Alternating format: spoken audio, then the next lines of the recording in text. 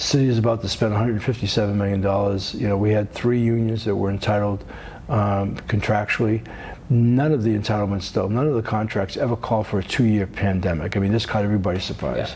Yeah. And candidly speaking, it was even before we were in office, there were attempts to get the government to kind of do a whole of government thing, come up with something.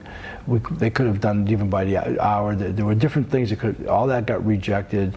So then what happened is that the whole deal ended up accruing, if you will.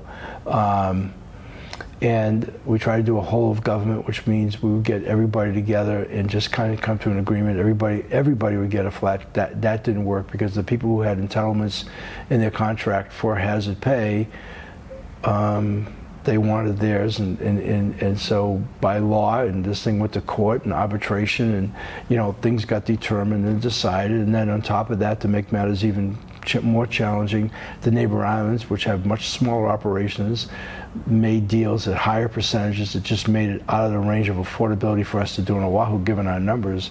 Firefighters alone are 1,100 members, and police departments 2,800, and so on. So the long and the short of it is, money's finite, and we were able to come up with $157 million, in part federal funds, but a small part of that is also from our operating. And you know, in the city, you just can't take operating capital. So we wanted to do the best we could. The amazing thing about it is our firefighters, all of our first responders, were frontline during COVID. They put themselves at great risk. We acknowledge that. We respect that. And our firefighters were, time and again, above and beyond the call of duty. I remember they had so much to do with setting up vaccine distributions and helping and just really putting themselves out there. And so they actually contractually didn't have any eligibility because they already have hazard pay kind of factored into their contract. It's very different than the police department had. This is all stuff that I learned, not just because I was new mayor, but under these circumstances. So we were determined in our negotiations with the unions, HGEA, UPW, and SHOPO, that we were going to hold the line on what we paid, so we would have at the end of the day enough money to pay, give money to our firefighters, and at the same time, even though they're not city employees, our Teamsters, because the bus drivers actually is the leading category of COVID cases and people who died from COVID in the city. And so we wanted to acknowledge that, even though they're not employees, we want to be able to pay them. So,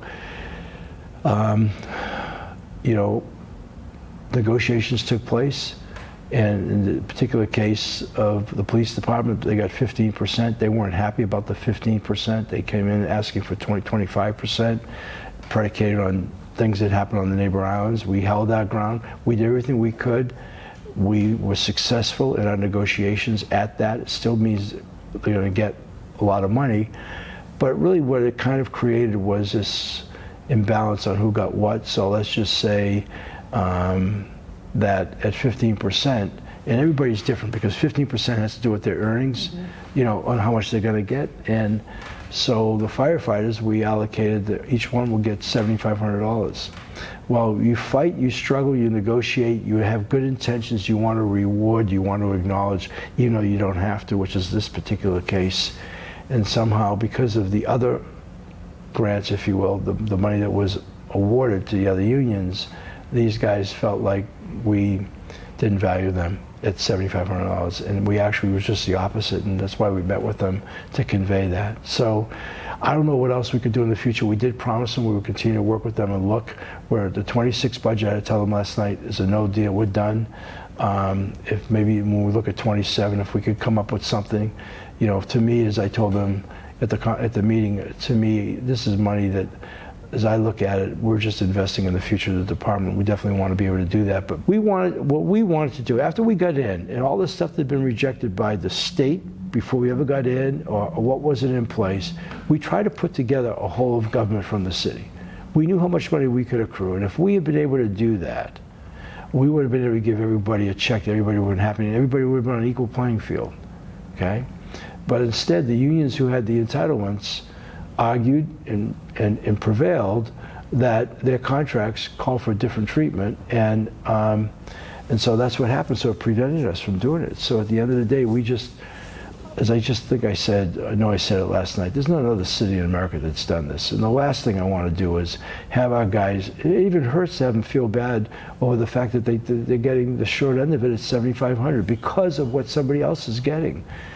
You know, and a lot of people didn't get that. These are just, but again, it's our first responders. They're incredibly valuable. As we record this today, Officer O's funeral services are happening in Maui. There's a woman, you know, we've talked about the bravery and the danger for first responders. I recognize that. It's the last group I want to have feeling somehow they got screwed or that they're not being valued properly. And it's unfortunate that money seems to be the thing that wins out in this discussion. I want to be respectful of that. We're just going to figure out how we can do that.